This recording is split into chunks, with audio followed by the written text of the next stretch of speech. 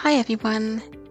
If you are reading this on the Sabbath, then I'd like to wish you a wonderful Sabbath filled with God's presence. True to the Word is continuing with our science thread for our program reviews. It truly is a joy to watch them, to learn about God's creation and worship Him for His works and character.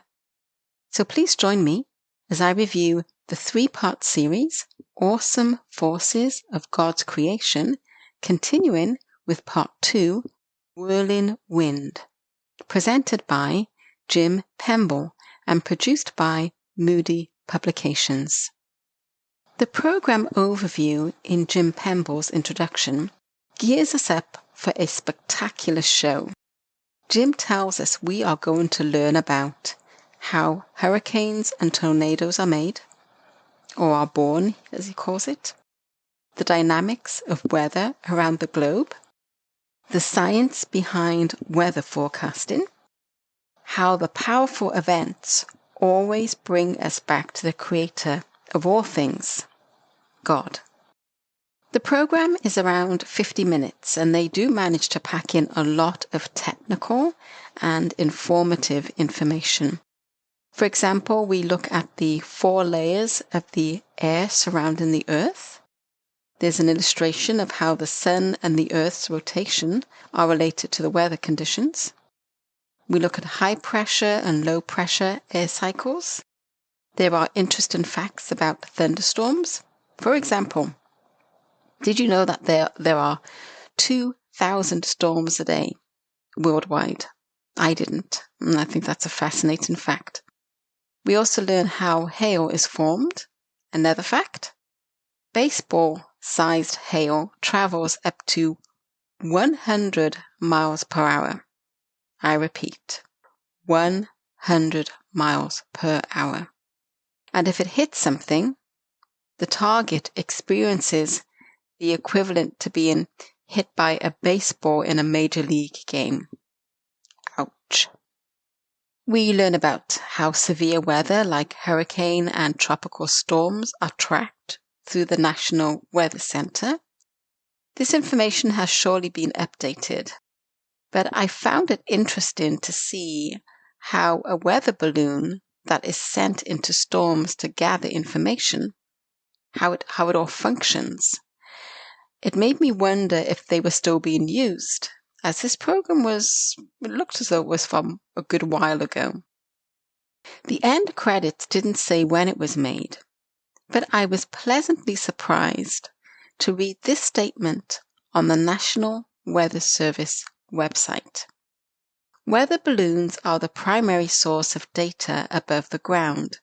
They provide valuable input for computer forecast models, local data for meteorologists to make forecasts and to predict storms, and data for research.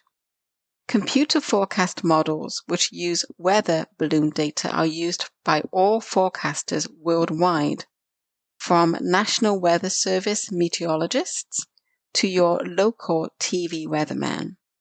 Without this information, accurate forecasts beyond a few hours would be almost impossible. So there we have it. They are still being used, and the Whirling Wind program shows you how they are used, which is really, really interesting to watch.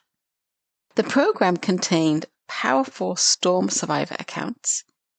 We heard from people who had survived lightning, hurricanes, and tornadoes. One lady speaks of how some things were picked up and put down carefully, while other things were destroyed.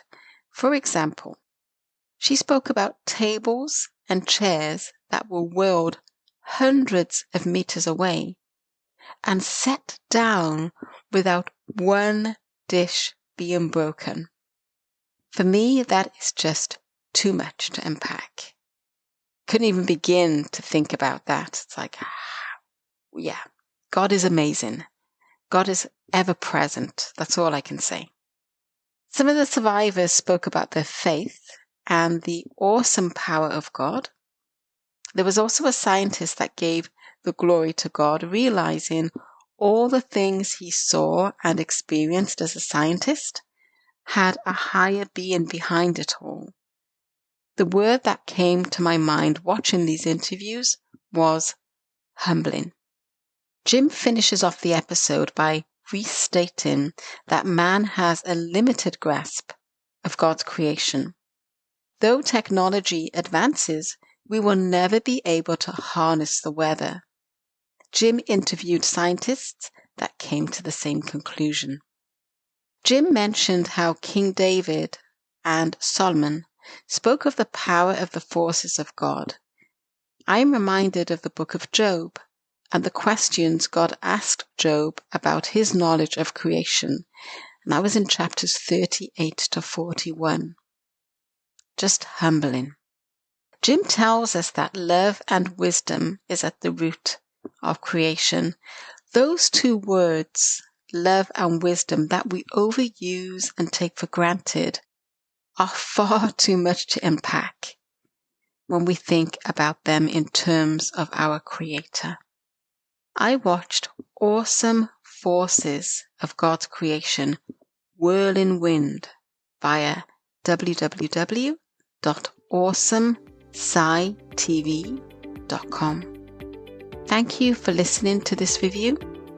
Until next time, peace be with you.